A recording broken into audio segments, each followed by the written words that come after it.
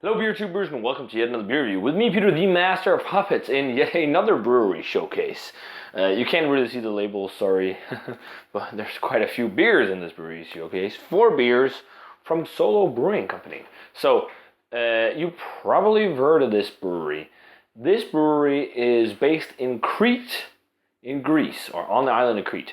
And the founder of this brewery was the founder of Nøgnø in Norway, Skotidi. And he started a new brewery there and kind of started all over, which is pretty interesting. And he has been doing some different beers there, and these are some of them.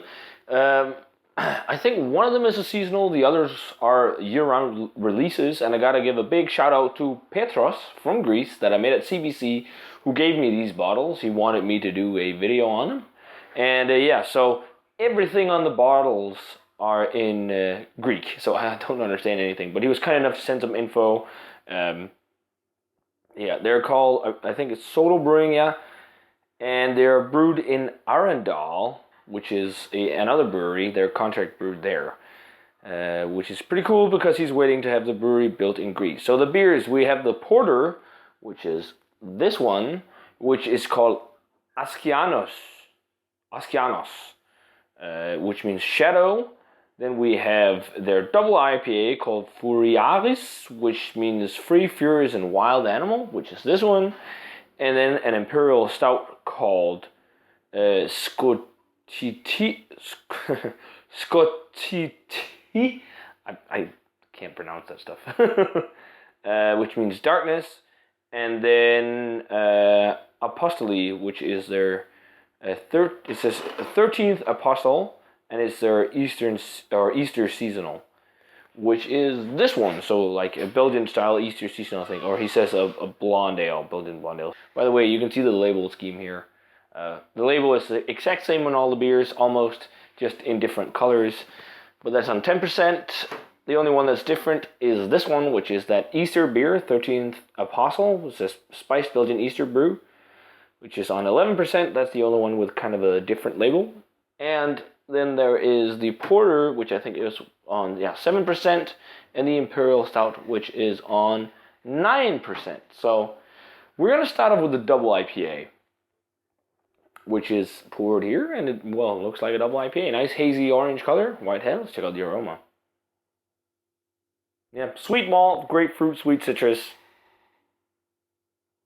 Yeah, a little bit of toffee almost. Grapefruit. Pine. It smells like classic kind of West Coast double IPA. Let's give it a taste. Cheers. And thanks to Petros for all the beers.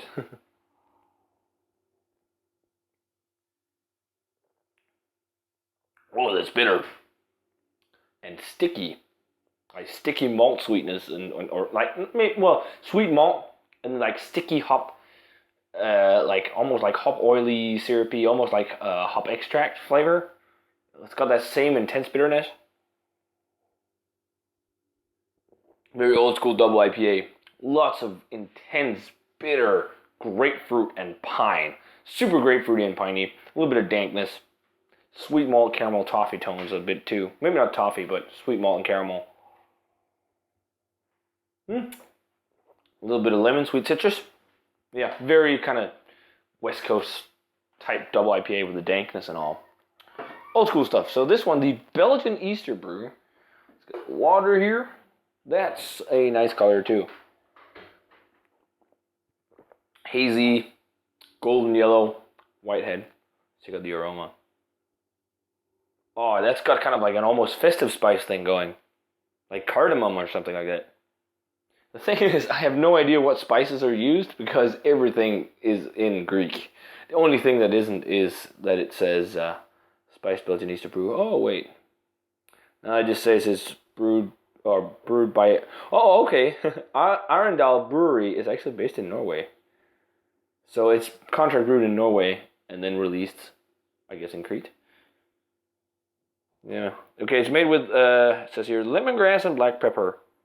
Okay, yeah, I can see the lemongrass. Smells pretty nice. Very refreshing smelling. It does have that lemon lime kind of quality. I'm not getting much of the black pepper, almost a wheaty aroma. Well, let's give it a taste. Cheers. Very lemongrassy. Tons of lemongrass. Nice sweet malt. Oh, this is actually really good. Lime, lemon, the lemongrass, bit of the black pepper, some sweet malt, white grape, something like that. It is very. They say Easter seasonal. It's very much like the Belgian spiced seasonal blonde ales. This is really nice. Yeah, definitely prefer this over the double IPA so far. A little bit perfumey and floral too. Oh, that's pretty nice. So the porter's pretty much pitch black in color. Not much light coming through. Nice tan head, beige head. Let's check out the aroma. Charry, roasty, toasty, almost like coconut. Smells like kind of like oatmeal-y as well. Oh, that smells really nice. Yeah, almost like an oatmeal porter, if you can say that. Sweet, kind of almost sugary notes, cocoa. Smells pretty nice. Let's try it. Cheers.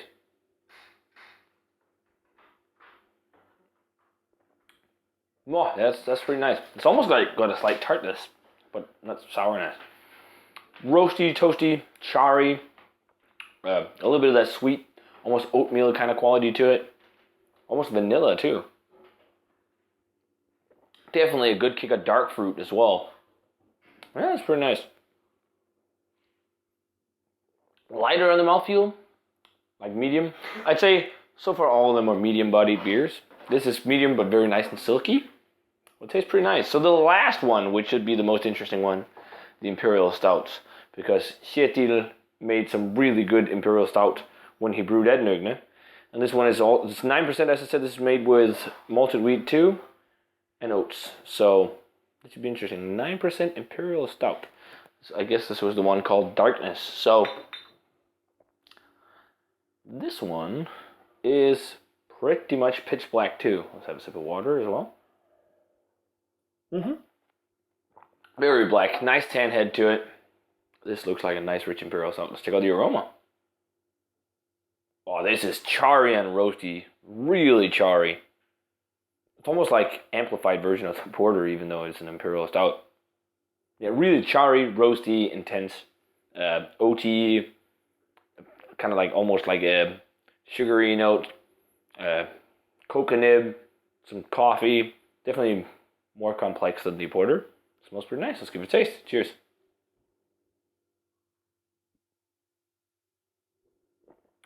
Oh, that's nice.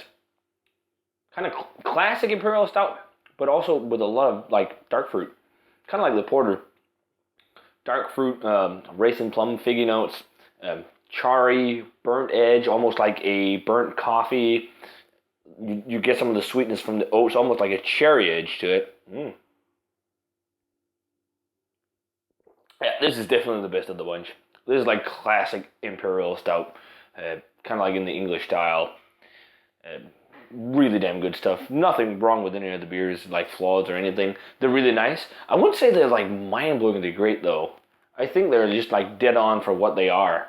I think actually my least favorite, oddly enough, is the double IPA, but that's probably just because it's a bit more malt forward and that, you know, West Coast kind of dank thing and like grapefruity, pithy, garlicky, piney.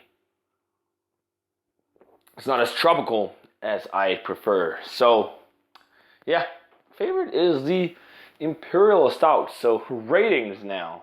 Let's see. Rating wise, I say straight up 90 for the Imperial Stout, actually. That's really nice. And that's like classic Imperial Stout with nice oaty flavors and whatnot, nice dark fruit. I'd say like 87 on the porter, 86 on the Easter brew. I actually really like that. That's very refreshing. I love this lemongrass flavor.